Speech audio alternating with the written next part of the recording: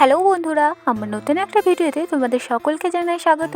আশা করছি তোমরা সকলেই খুব ভালো আছো, আর আমিও ভালো আছি। আজকে কলেজে ছিল নবীন বরণের অনুষ্ঠান।